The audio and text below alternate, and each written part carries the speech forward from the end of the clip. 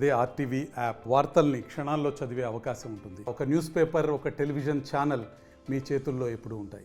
సరూర్ నగర్ స్టేడియంలో రేపు బీజేపీ ఆధ్వర్యంలో భారీ బహిరంగ సభ కూడా నిర్వహించబోతున్నారు. ఏడాది పాలన పైన కూడా కాంగ్రెస్ విజయోత్సవాలు జరుపుకుంటే మరొక పక్క అటు బీజేపీ దీనికి కౌంటర్గా కూడా విజయోత్సవాలు ఏం చేశారని జరుపుకుంటాను ఒకవైపు ప్రశ్నిస్తూనే ఇక్కడ సరూర్ నగర్ ఇండోర్ స్టేడియంలో కూడా సభ ఏర్పాటు చేయడమే కాకుండా ఈ సభ ద్వారా కూడా తెలంగాణ ప్రజలకు ఇచ్చినటువంటి కాంగ్రెస్ హామీల వైఫల్యాలపై కూడా ఎండగట్టేందుకు కూడా ఈ సభకు ముఖ్య అతిథి కూడా జేపీ నడ్డా హాజరవుతారని మల్కాజ్గిరి ఎంపీ ఈటల రాజేందర్ ఇప్పటికే స్పష్టం చేశారు. ఈటల రాజేందర్ ఈ గ్రౌండ్కు సంబంధించినటువంటి ఏర్పాట్ల రేపు జరగబోయే సభ ఏర్పాట్లను పూర్తి స్థాయిలో పరిశీలించి సభకు సంబంధించిన విషయాల పట్ల కూడా నేతలతో మాట్లాడించే ప్రయత్నం చేద్దారు. ఒక్కసారి ఈటల రాజేందర్ ఒక మాట అడిగి తెలుసుకునే ప్రయత్నం చేద్దారు. ఈటల రాజేందర్ గారు, రేపు జరిగేటువంటి సభకు కాంగ్రెస్కు కౌంట్ డౌన్ స్టార్ట్ అయిందని అనుకోవచ్చా మీ సభ ద్వారా?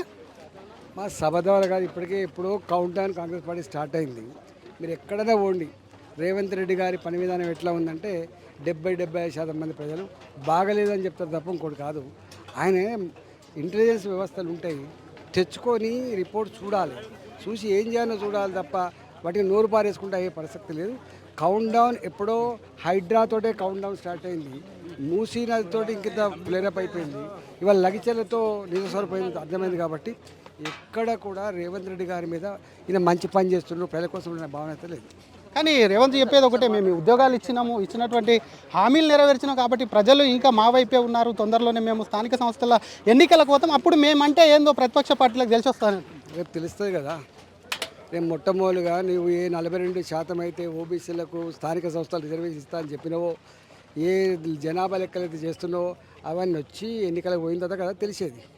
ఎల్లుండి నుంచి అసెంబ్లీ సమావేశాలు 9వ తారీఖు నుంచి ఏమైనా మీరు సూచనలు ఇస్తారా? ఎందుకంటే గతంలో జరిగినటువంటి అసెంబ్లీ మీరు ప్రస్తుత పాలనకు సంబంధించి అని చెప్పాలనుకుంటున్నారు. అధికారంలో ఉన్న పార్టీ అసలు విషయాలు ఇంటెలిజెన్స్ ద్వారా తెలుసుకునే ప్రయత్నం చేస్తుంది. అయినా నువ్వు వాటి బుల్డోజ్ చేసే ప్రయత్నం చేస్తున్నప్పుడు నిజంగా ప్రజాక్షేత్రంలో ఏముందో, ప్రజలకు అవసరాలు ఏమున్నాయో ప్రతిపక్ష పార్టీలకు స్వేచ్ఛగా మాట్లాడిస్తే చర్చలు జరిగితే దాని ద్వారా నీకైనా జ్ఞానోదయం కలుగుతుంది తప్ప నువ్వు ఆ సభలలో కూడా వాళ్ళని విమర్శించి వీళ్ళు విమర్శించి మళ్ళీ బుల్డోజ్ చేసే ప్రయత్నం చేస్తే ఇక ఇట్నే పోతుంది. ఈ సభ తర్వాత కూడా ఈటల రాజేందర్ను రాష్ట్ర అధ్యక్షుడు చూడొచ్చా? తెలియదు అది.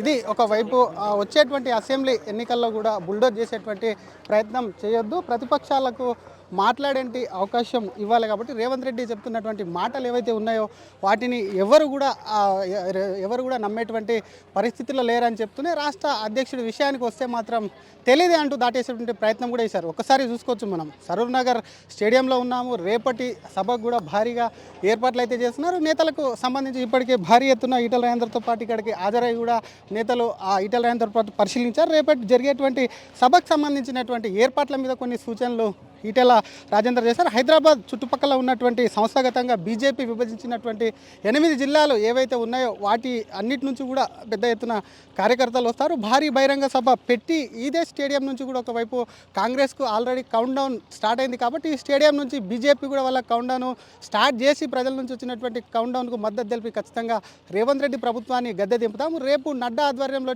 జరిగేటువంటి సభను కూడా విజయవంతం చేయాలి అని చెప్పి ఈటెల రాజేందర్ కోరుతున్నారు. కెమెరామెన్ కోటితో శ్రీధర్, RTV, హైదరాబాద్. మరిన్ని వీడియోస్ కోసం ఛానల్ ని సబ్స్క్రైబ్ చేయండి, లేటెస్ట్ అప్డేట్స్ కోసం వాట్సాప్ ఛానల్ ని ఫాలో చేయండి అండ్ లింక్ డిస్క్రిప్షన్ లో ఉంది.